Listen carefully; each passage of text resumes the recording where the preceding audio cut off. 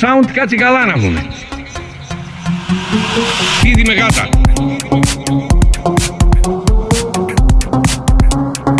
Μόνο ένα νεκρό φίδι είναι καλό φίδι. Πάρε το τσεκούρι. Φίδι με γάτα. Απέναντί μου είχαμε σκληρή μάχη. Sound κάτσει καλά να δούμε.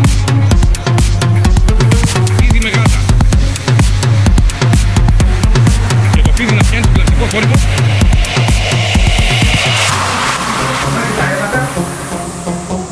Τρία λεπτά κυνηγητό παίζαμε, με κυνηγούς από εκεί. Όσον αν με τη σκούπα το κρατούσα σε απόσταση. Τώρα αν είναι δηλητηριώδης, όχι δεν το ξεπάτησα αυτή την επίθεση που έχει κάνει το φίδι, εγώ φοβήθηκα.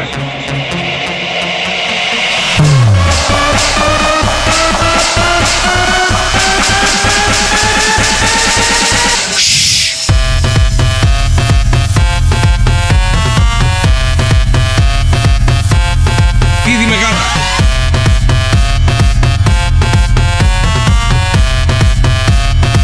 Μόνο ένα νεκρό φίδι είναι καλό φίδι.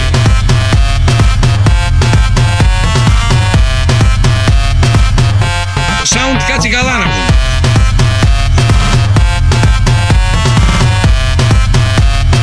Το πάτσα και τρεις. Σε μια φάση φωνάζει η σύζυγός μου, γρήγορα λέει φίδι με γάτα. Λέω πού γίνεται αυτό εδώ δίπλα. Γρήγορα λέει βάλε μπότες, πάρε το τσεκούρι, μάλλον το παντά και κατέβα κάτω. Έβαλα μπότες, πηδάω πάνω από αυτά τα κάγκελα και βλέπω όντως το φίδι κάτω από το νεροκύτη. Η γάτα στέκεται απέναντί του, δεν μπορεί ούτε να φύγει η γάτα ούτε το φίδι. Και το φίδι να πιάνει τον κλασικό θόρυβο. Φίδι με γάτα. Φίδι με γάτα. Παίρνω μια σκούπα, γιατί βλέπω ότι με τον πατά δεν μπορούσα να το πετύχω. Γιατί άμα το δείτε πως είναι η κλίση του δεν μπορούσα. Εκείνο επιτίθονταν περίπου 3 λεπτά απέναντί μου, είχαμε σκληρή μάχη γιατί δεν ήθελα να αφήσει να προχωρήσει αλλού.